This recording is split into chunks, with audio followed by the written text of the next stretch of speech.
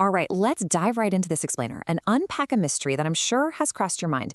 Why making money doesn't automatically mean you're keeping it. Today, we're breaking down a really fascinating piece of research titled Breaking the Cycle of Financial Struggle. We're going to look at the silent, kind of sneaky behaviors that drain our bank accounts and keep true wealth out of reach. Let me just ask you point blank. Have you ever wondered why some people literally always seem to struggle with money, even when they're earning a genuinely good income? You probably know someone exactly like this. Maybe you've even felt that way yourself sometimes. It's this incredibly frustrating cycle where the math just doesn't seem to add up at the end of the month. Well, here is a hard truth about what we call the illusion of income. It's often not about how much you actually make. It's about the habits you repeat every single day. Think of your paycheck as just the starting line. It's your daily habits that dictate where you actually finish the race. Moving into section 1, the consumption trap. How money leaves our pockets. So, the first major pitfall identified here completely flips the script on how most people handle their paychecks. The traditional, honestly flawed approach is spending first and waiting until the end of the month to save. But human nature kicks in, right? If the money's just sitting there, we're going to find a way to spend it, meaning there's usually zero left over.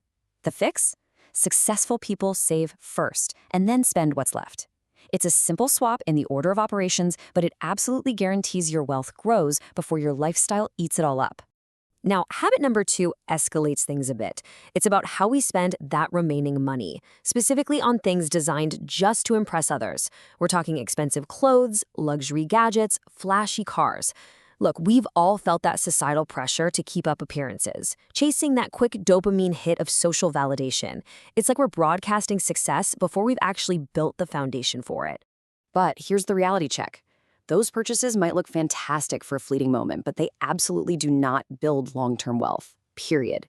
By prioritizing short-term social status, you are actively sabotaging your long-term financial security.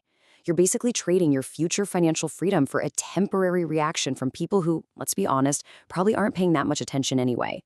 Okay, on to section 2, the growth blind spot, and the missed opportunities that come with it. This brings us to habit number 3, ignoring investing, which means missing out on the absolute magic of compound growth. Compound growth is basically the process where investments grow over time, becoming increasingly powerful the earlier you start. Our brains actually kind of struggle to wrap around exponential growth, which makes it super easy to ignore. But even tiny investments, if you just leave them alone, multiply exponentially. So when you ignore investing, you aren't just holding on to cash, you're actively ignoring the single most powerful wealth-building tool in existence. And that leads into habit number 4, which is another massive blind spot: relying solely on a single paycheck. Depending on just one source of income leaves you incredibly vulnerable. Think about it. If that one pillar takes a hit, the whole foundation crumbles. On the flip side, building extra financial security through multiple sources creates a much stronger, way more resilient safety net for you and your family. So, how do we actually branch out? You don't have to build the next massive corporation overnight.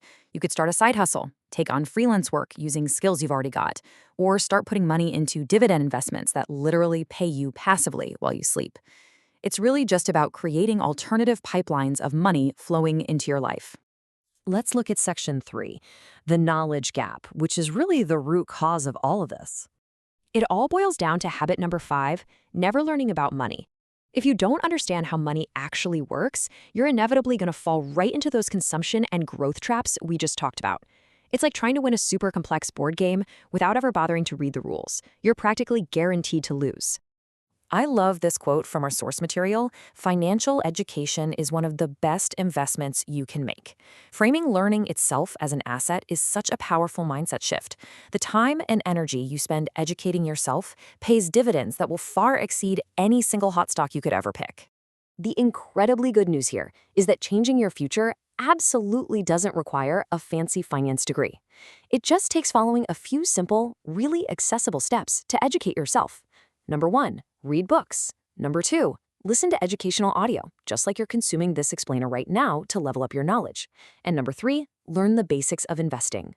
These small, deliberate steps will completely change the trajectory of your financial future. Bringing us to our final part, section 4, the wealth equation and making smart decisions. Ultimately, breaking the cycle isn't about the fantasy of just getting lucky. Wealth is not a scratch-off lottery ticket. It is the direct result of making smarter decisions consistently over time. It's about taking a hard look at those poor habits and deliberately replacing them with smart ones.